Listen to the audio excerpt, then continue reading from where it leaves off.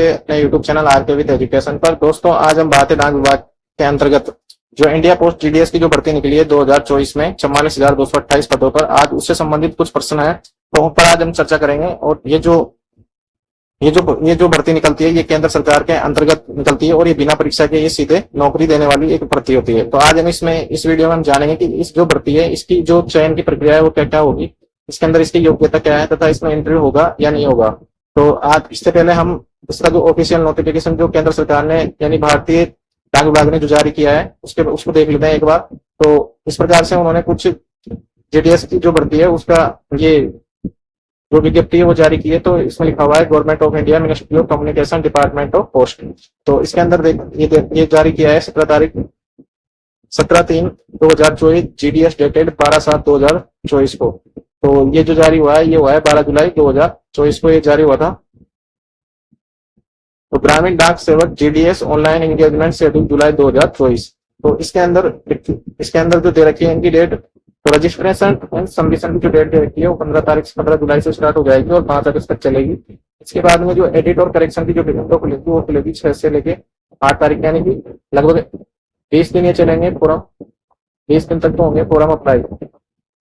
और उसके बाद में 2 दिन के लिए खुलेगा ये करेक्शन के लिए, मतलब यदि कोई त्रुटि सुधार है तो उसके लिए इसको खोला जाएगा, त्रुटि सुधार के लिए ये खोला जाएगा। अब देख लेते हैं कि जो इसके अंदर 2 पोस्ट हैं, एक तो India post GDS, India post GDS, इसकी जो कुल वैकेंसी है, टोटल वैकेंसी तो है इसके अंदर 44,228 इसके अंदर पद है। और जो पोस्टें होती है इसके अंदर पोस्ट यानी पोस्ट का नाम होता है, एक तो होती है बीपीएम और एक होती है एबीपीएम। तो ये दो विभिन्न प्रकार की इसके अंदर पोस्ट होती है। बीपीएम का मतलब होता है ब्रांच पोस्ट मास्टर,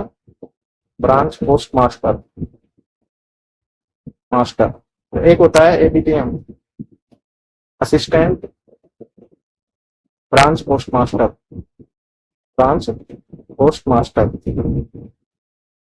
तो ये 2 वैकेंसी इसके अंदर निकली है। और इसके अंदर जो क्या क्या चाहिए, इसके अंदर एक तो अभ्यर्थी क्या होना चाहिए योग्यता में, अभ्यर्थी एक तो होना चाहिए 10वीं पास, किसी भी बोर्ड से हो सकता है, किसी भी बोर्ड से। एक उसके पास होनी चाहिए कंप्यूटर की बेसिक नॉलेज, इसके पास में होनी चाहिए, यानी कि RSCIT या अदर स्टेट में जो भी चलता है कंप्यूटर, जैसे PGDCA, जितने भी कोर्स कंप्यूटर संबंधित है तो उनमें से किसी एक कोर्स का होना अनिवार्य है। और यदि वह किसी भी कैटेगरी से, यानी जनरल के अलावा अन्य कैटेगरी से बिलोंग करता है तो उसके पास में सेंटर का जो कास्ट सर्टिफिकेट वो होना आवश्यक है। क्योंकि यदि बाद में सेंटर के कास्ट सर्टिफिकेट के आधार पर ही उसको जो रिजर्वेशन का जो सिस्टम है उसमें उसको छूट मिलती है। तो हम इसके अंदर इसकी और भी योग्यताएं देख लेते हैं कि इसके अंदर और क्या क्या योग्यता दे रखी है इसके अंदर। तो इसके अंदर हम देख लेते हैं। तो रजिस्ट्रेशन वगैरह की इसके अंदर डेट दे दी थी। इसके बाद में इन्होंने इसकी जो सैलरी है वो दे रखी है, बीपीएम की जो सैलरी दे रखी है, बीपीएम की जो मूल सैलरी होती है, बेसिक जो होता है वो दे रखा है 12,000 रुपए इसमें बेसिक होता है, 12,000 रुपए बेसिक होता है। और एबीपीएम पे जो बेसिक पे होता है वो होता है लगभग 10,000 रुपए।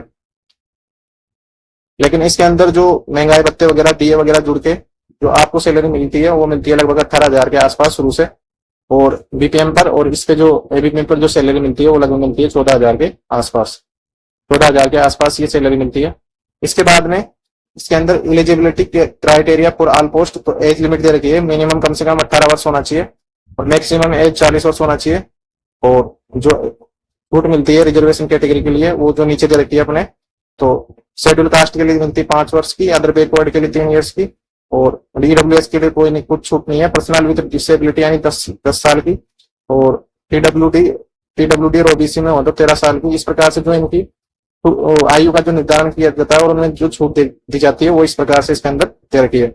इसके बाद में दे रखा है एजुकेशन क्वालिफिकेशन, इसके अंदर दे रखी है education qualification engagement GDS secondary school, यानी कि 10वीं पास होना चाहिए, स्टैंडर्ड विथ पासिंग मार्क्स, और मैथमेटिक्स, इंग्लिश और उसके अंदर सब्जेक्ट होने चाहिए। इसके बाद में हम एक और देखेंगे इसके अंदर कि टोटल पोस्ट कितनी है हमारे पास में, और कौन से स्टेट से कितनी कितनी इसके अंदर पोस्ट है। तो हम देखेंगे इसके अंदर अभी एक पीडीएफ हो रहा है इसका। हाँ, तो ये इसका पीडीएफ है, ये पीडीएफ है। इसके अंदर देखो, जैसे सबसे पहले आंध्र प्रदेश में दे रखी है, तो आंध्र प्रदेश में जैसे लैंग्वेज होनी चाहिए, वहां की एक लैंग्वेज आनी चाहिए आपको तेलुगु, और इसके अंदर अनरिजर्व कैटेगरी में 656 है, ओबीसी में 200 है, एससी में 177 पोस्ट है, और एसटी में 88 पोस्ट है, 194 पोस्ट है, 6 पोस्ट है, और पीडब्ल्यूडीसी में है 14 पोस्ट। इस प्रकार से इसके अंदर अलग अलग स्टेट की इसके अंदर वैकेंसी दे रखी है। तो एक बार हम राजस्थान की देख लेते हैं। तो राजस्थान में 1250 है अनरिजर्व में, उसके बाद 298 है ओबीसी में। इस प्रकार से कुल मिला के यहाँ जो पोस्टों की संख्या दे रखी है वो लगभग दे रखी है 2718 पद, यानी कि लगभग 3000 के आसपास इसके अंदर पद है। तो एक तो है बीपीएम और एक है एबीपीएम। अब इसकी जो भर्ती का जो चयन का जो आधार है वो क्या रहता है, चयन का आधार। तो चयन का आधार जो रहता है वो रहता है 10वीं की परसेंटेज। 10वीं की परसेंटेज इसके अंदर चयन का आधार रहता है, भले आपने किसी भी बोर्ड से की हो, भले किसी भी बोर्ड की आपके पास में 10वीं की मार्कशीट हो, सभी को इक्वल मान्यता है। और जो सीबीएसई और अदर बोर्ड है जिसमें ग्रेडिंग प्रणाली चलती है, तो उसके लिए इन्होंने ए ग्रेड के लिए अलग पॉइंट अलग मतलब पॉइंट्स कर रखे हैं, जैसे 10 कर रखे हैं, बी के लिए इन्होंने 7 कर रखे हैं। इस प्रकार से इन्होंने ग्रेडिंग प्रणाली के लिए अलग से मार्किंग की गई है। तो इस प्रकार से इन्होंने सीबीएसई बोर्ड जैसे तथा जो अदर बोर्ड है जो ग्रेडिंग प्रणाली रखते हैं, तो उनके लिए मार्किंग की गई है। इसके अलावा जो चयन का आधार है 10वीं की परसेंटेज होगी। 10वीं की जिसकी जितनी ज्यादा परसेंटेज होगी उसके चांस, उसके नंबर आने के इसमें उतना ही चांस है, उसके ज्यादा चांस रहेंगे जिसकी ज्यादा परसेंटेज होगी, जिसकी ज्यादा प्रतिशत होगी 10वीं क्लास में, तो उसके नंबर आने के इसके अंदर ज्यादा चांसेज है। और तो अब सवाल आता है कि इसका फॉर्म कौन कौन भरे।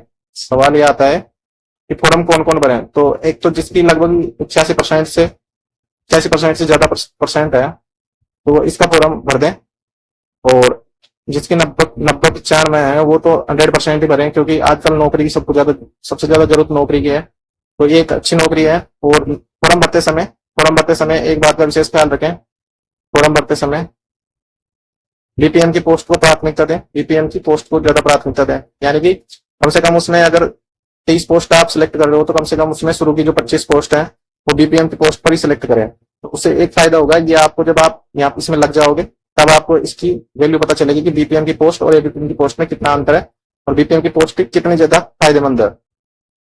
तो जो भी इसका फॉर्म भरना चाहता है वो फॉर्म भर सकता है। इसकी जो डेट है वो स्टार्ट हो चुकी है। डेट इसके जो है 15 जुलाई से लेके इसकी 5 अगस्त तक इसकी डेट है। उसके बाद में 2 दिन की इसके लिए करेक्शन विंडो खुलेगा, और उसके लगभग 1 महीने के बाद में इसका रिजल्ट आ जाएगा।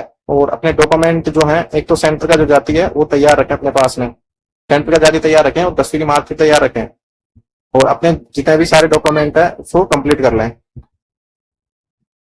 और यदि आप चाहते हो कि मैं बीपीएम और एबीपीएम की जो जॉब प्रोफाइल है, यानी कि लोग क्या क्या काम करना पड़ता है, ये कैसे वर्क करते हैं, तो चाहिए तो एक वीडियो विस्तार से चाहिए, तो आप हमारे जो यूट्यूब चैनल का कमेंट बॉक्स है उसमें कमेंट जरूर करें, तो आपको एक वीडियो मिल जाएगा इससे संबंधित। इनको एबीपीएम का क्या कार्य होता है, बीपीएम का क्या कार्य होता है, और इन दोनों के बीच में मतलब सैलरी का कितना अंतर होता है और काम का कितना अंतर होता है। और ऐसे ही वीडियो देखने के लिए आप हमारे यूट्यूब चैनल पर बने रहें, तथा जॉब संबंधी अपडेट के लिए यूट्यूब चैनल सब्सक्राइब